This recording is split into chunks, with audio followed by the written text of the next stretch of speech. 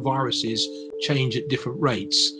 Coronavirus, even though we're worried about it, does change at a much slower rate than HIV or influenza, but it changes due to accidents, mistakes that happen as the virus grows in our bodies.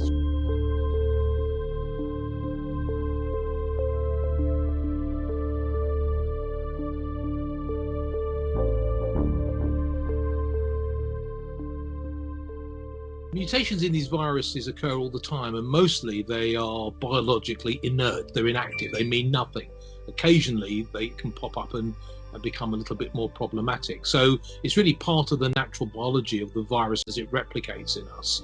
Small changes occur, and in this particular virus, actually, the levels of mutation are quite low. This is not like some other virus infections, for instance, like influenza, where the virus changes really dramatically.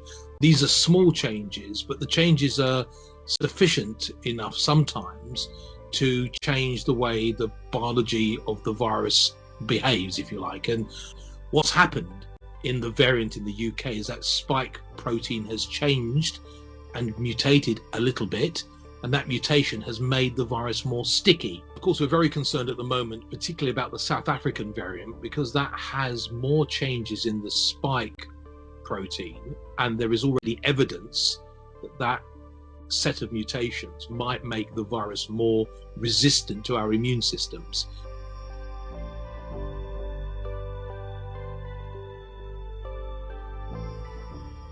We're all really confident that this small change, which makes the virus more infectious, will not negatively affect the way that the vaccines generate a protective immune response. I see the current vaccines as first generation vaccines. I think we'll see later in the year second generation vaccines that will do two things. They will be able to cover any of the changes that have occurred in these in the spike protein, but also take other bits of the virus genome and use those as part of the vaccine. And I guess that the light on the horizon there is that the RNA technology, the new vaccines that are coming through, for instance, the Pfizer-BioNTech vaccine, which is based on RNA, are very easy to adapt. They're sort of plug and play vaccines, and you can change the vaccine within 6 weeks and make it, adapt it so that it could see more effectively any new variants. So whilst that's a bit scary, it's quite clear that current vaccines will work, and if we can get those working efficiently, we can stamp out a lot of the infection.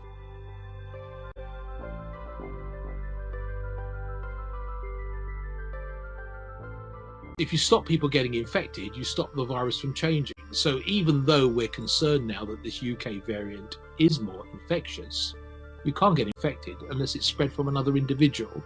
So we need to continue to break the chains of transmission, and we do that by having the restrictions in place, because if we wear face masks, if we pay attention to hygiene, particularly hand hygiene, if we socially distance, and if we make sure that we're not in crowded spaces that are poorly ventilated, we'll stop transmission of this virus, even though the virus itself is more infectious. So that's the one and most important thing we can do, but it will also give us enough time to get as many people vaccinated.